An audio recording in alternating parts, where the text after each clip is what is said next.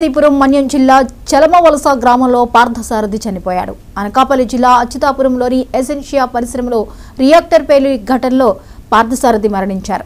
ఆ కుటుంబానికి పార్వతీపురం ఎమ్మెల్యే బోనెల విజయచంద్ర పరిహారం అందజేశారు. దేశ చరిత్రలోనే ఎన్నడూ లేని విధంగా చనిపోయిన 24 గంటల్లోనే పరిహారం అందజేయడం జరిగిందని, కష్టం వచ్చిన ప్రతి ఇంటికి చంద్రబాబు అండగా ఉన్నారని ఎమ్మెల్యే విజయచంద్ర పేర్కొన్నారు.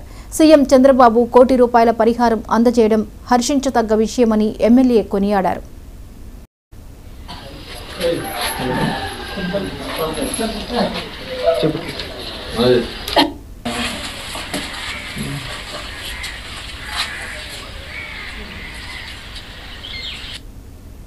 అంటూ భరోసా ఇవ్వడం, అది ఆ భరోసా కూడా తిరిగి నేను ఫండుని తీసుకురాలేను వెనక్కి.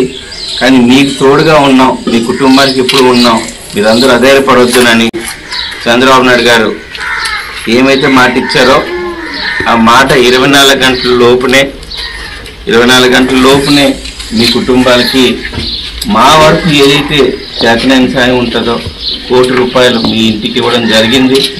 ₹1 కోటి ఎక్కువనైతే మేము చెప్పట్లేదు, ఫండ్ కన్నా మేము ఇప్పుడు వెలకట్టలేంది. కానీ మీకు మేము తోడుగా ఉంటామని ఒక మాట చెప్పడానికి, ఒక భరోసా ఇవ్వడానికి మీ అందరితో ఈ విషయమే కాదు, ఇక రాబోయే విషయాల్లో కూడా మీ కుటుంబానికి ఆదుకుంటామని ఈ రాష్ట్రానికి ఒక సాంకేతిక, రాష్ట్రానికి ఒక మెసేజ్ ఇవ్వడం జరుగుతుంది. రాష్ట్రానికి ఆయన ఒక తండ్రి పాత్రని తీసుకున్నాడు, ముఖ్యమంత్రి పదవి తీసుకోలేదు. కుటుంబంలో ఎవరికి ఏమైనా తండ్రిలాగే ఆలోచిస్తూ ఎవరినైనా ఇప్పుడు పక్క రాష్ట్రాల్లో చనిపోయిన వాళ్ళకి కూడా 24 గంటల్లోనే వెళ్ళి వాళ్ళని ఆదుకునే గొప్ప మనసున్న వ్యక్తి చంద్రబాబు నాయుడు గారు.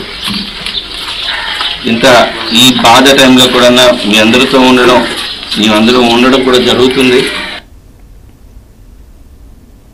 తెలంగాణ పిసిసి